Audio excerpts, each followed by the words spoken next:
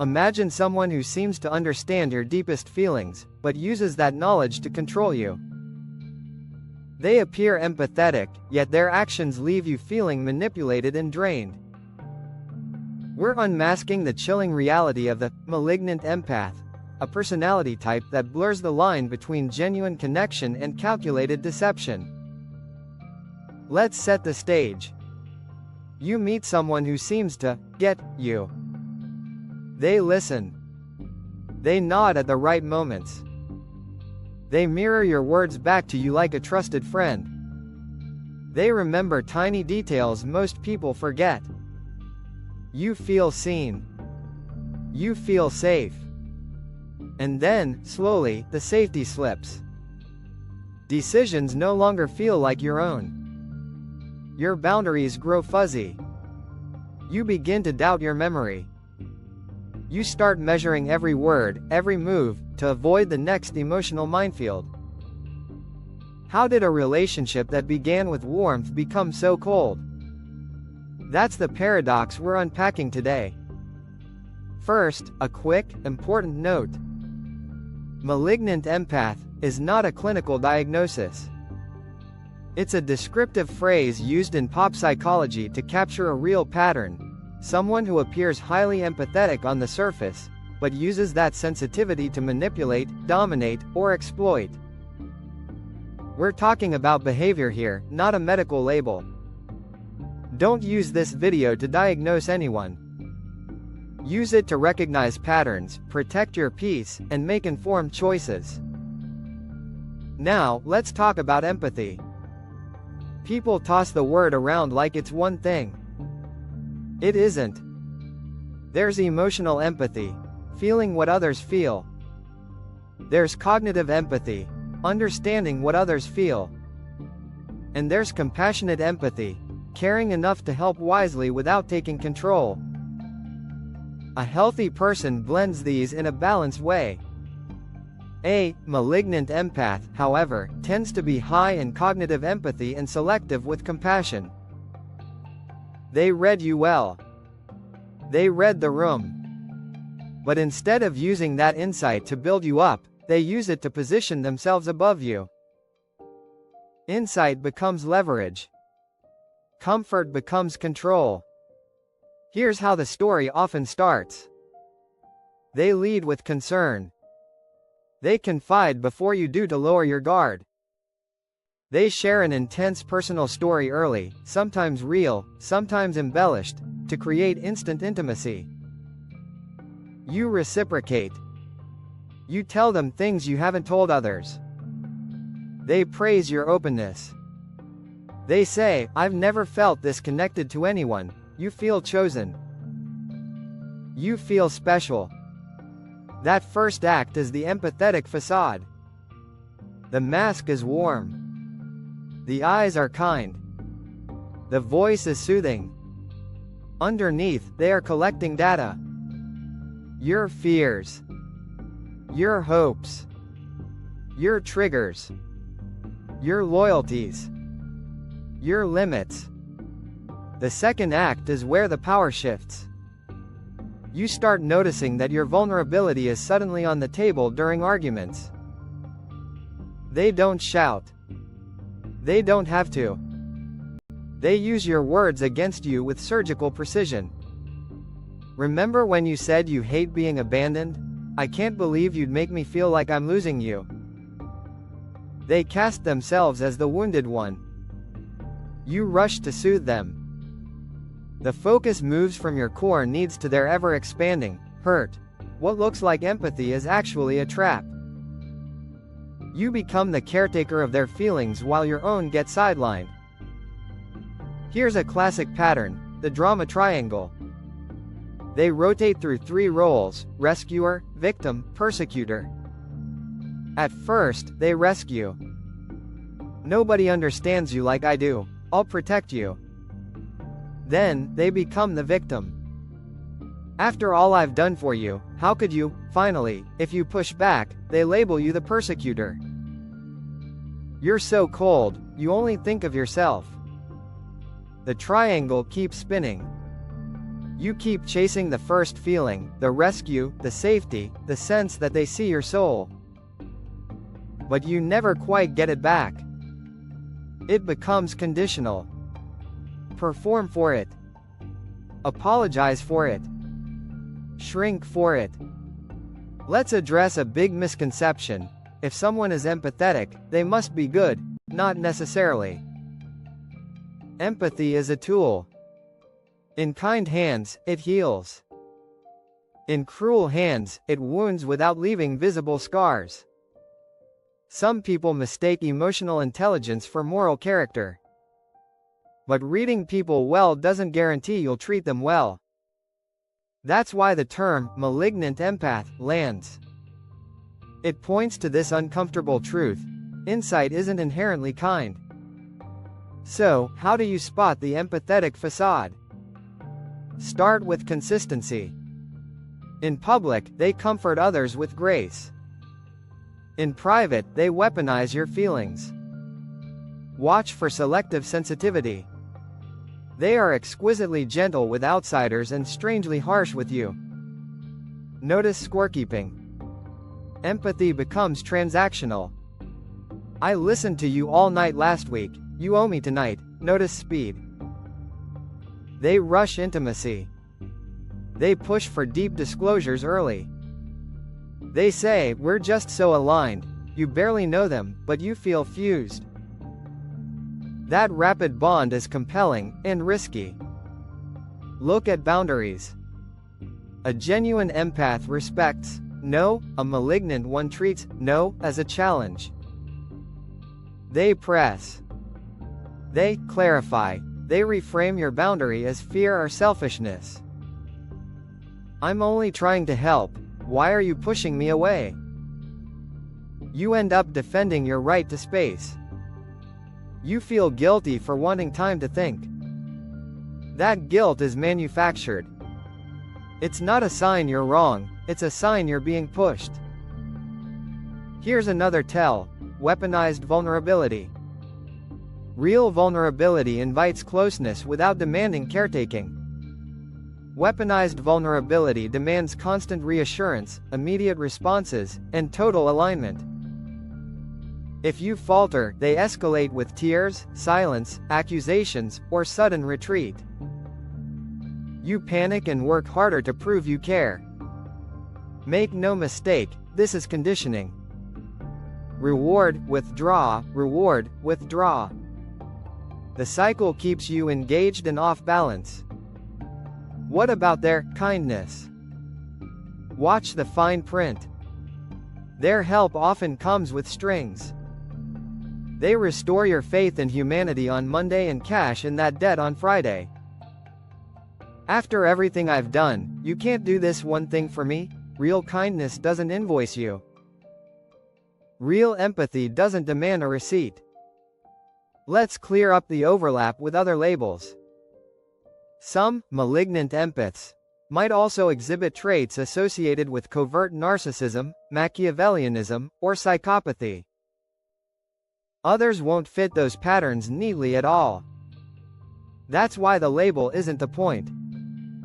The behavior is. Are your boundaries respected?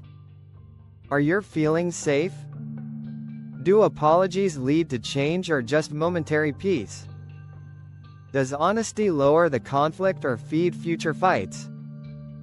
If your answers paint a picture, trust the picture. Now let's talk about you. Why are some people more vulnerable to this dynamic? It's not because you're weak. It's because you're human. If you grew up managing someone else's emotions, you may be especially sensitive to distress and feel responsible to fix it. If you're a natural helper, you may be drawn to people in pain. If you've been lonely, that early intensity feels like home. If you're conflict avoidant, the easiest path is compliance. None of that makes you the problem. It makes you a person who values connection. That's a strength. It just needs guardrails. So what can you do? Step 1 is to slow down. Intimacy without time is a sales pitch. Give yourself space between confession and commitment. If someone pushes for more access, more details, more hours, ask yourself why the rush. Step 2 is to reduce the data they can use. Oversharing feels like closeness, but with the wrong person, it becomes ammunition. Share gradually. See how they handle small no's before you hand them big yes. Step 3 is to test for respect. Set a small boundary and watch the reaction. I can't talk tonight, I'll text you tomorrow. Do they accept it? Or do they question, guilt, or punish you? One test tells you more than 100 promises. Step 4 is to reality check outside the relationship. Talk to someone who isn't in the emotional fog. Explain what's happening without downplaying. If you're scared to tell the whole truth, that's data. Healthy dynamics don't hide in the dark. Step 5 is to name the maneuvers. I notice that when I say no, you bring up how much you've helped me. That makes me feel indebted, not loved. Clear, simple, calm. Don't argue about intentions. Respond to actions. Step 6 is to hold the line. If the behavior continues, escalate your boundary. Less access. Fewer details. More time apart. You don't need a courtroom. You need a plan. Document what happens if you're in a workplace or family context. Keep records. Protect yourself. What if you're already deep in it? Start by reconnecting with your own signals. What is your body saying? Tight shoulders. Shallow breathing. Constant dread. Those are alarms. Don't mute them with rationalizations. Ask yourself 3 questions. Do I feel more myself or less myself in this relationship? Are my friendships, hobbies, and health growing or shrinking? When conflict happens, do I feel safer afterward or more confused? Your answers are a compass. Let's debunk a few myths that keep people trapped. Myth 1. They're only like this because they're hurt. Hurt explains behavior, it doesn't excuse harm. Compassion can coexist with a boundary. Myth 2. If I love them better, they'll stop. Love can heal many things, but it can't rewire someone who enjoys control. Myth 3. I'm overreacting, maybe. But if you've started asking strangers on the internet for permission to feel what you feel, you're likely underreacting to a pattern that's already cost you a lot. You might be wondering, what does healthy empathy look like then? It looks like curiosity without intrusion. It looks like support without control. It sounds like, I hear you, what would help? Not, I hear you, so do it my way. It moves at the speed of trust, not the speed of urgency. Healthy empathy doesn't fear your independence. It celebrates it. It doesn't need to be the only safe harbor. It wants you to have many. If you decide to step back or step out, expect pushback. The malignant empath will likely intensify displays of pain or care. They might love bomb. They might smear. They might recast you as the cold one. Keep your footing. Remind yourself why you made the choice. Write it down. Dates, incidents, quotes. When emotions surge, facts steady you. Lean on trusted people. Seek professional support if you can. If you're in danger, prioritize safety and reach out to local resources immediately. You're not weak for asking for help. You're wise. Recovery has 2 tracks. One is external, changing the relationship or leaving it. The other is internal, changing the narrative inside you. You'll need both. Rebuild self-trust with small promises kept. Sleep on it before answering. Walk outside when your heart races. Pause before apologizing. Rebuild joy with small sparks. Music that isn't theirs, friends who make you laugh, time spent in places that remind you who you were before this story. You don't heal by winning their approval.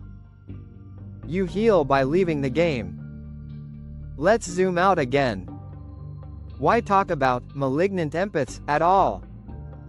Because language can expose patterns that hide in plain sight. We expect cruelty to wear fangs. Sometimes it wears a smile. We expect manipulation to be loud. Sometimes it's quiet, careful, and dressed as care. Naming the pattern doesn't give you power over another person. It gives you power over your choices. That's the power that matters. If you're watching this and feeling a pit in your stomach, take a breath. You're not crazy. You're not dramatic. You're not asking for too much by wanting your boundaries to be respected and your feelings to be safe. You're asking for the basics of any healthy bond. You deserve them. That is not up for debate. Before we close, let's return to the question we opened with. Have you ever met someone who seemed incredibly understanding, almost too understanding, only to later feel completely exploited? If the answer is yes, you're not alone. Many people learn this lesson the hard way. Curiosity can save you from repeating it. Curiosity plus boundaries can save you in the moment. Curiosity plus boundaries plus support can help you rebuild afterward. A final, practical script you can keep in your pocket. I appreciate your concern. I'll make the decision that's right for me. If they push, I'm not taking feedback on this. If they escalate, I won't continue this conversation if my boundary isn't respected. Then end the call, leave the room, or change the subject. You don't have to justify your limits. You just have to hold them. Remember, empathy is beautiful. It's how we connect, repair, and grow. Don't let anyone weaponize it against you. Don't let a counterfeit make you doubt the real thing. You can be caring and clear. You can be loving and firm. You can be gentle and strong. In fact, that's the healthiest combination of all. If this helped you put words to what you felt, share it with someone who might need it. Drop a comment about which part resonated most. And if you want more content on boundaries, emotional manipulation, and healthy connection, stick around. Your peace is worth protecting. Your story is worth telling with honesty, not fear. And your empathy, your real empathy, is worth keeping, not cutting away. You don't have to unmask anyone to take your power back. You only have to unmask the pattern, then choose yourself, clearly, calmly, consistently. That's the truth. That's the way out.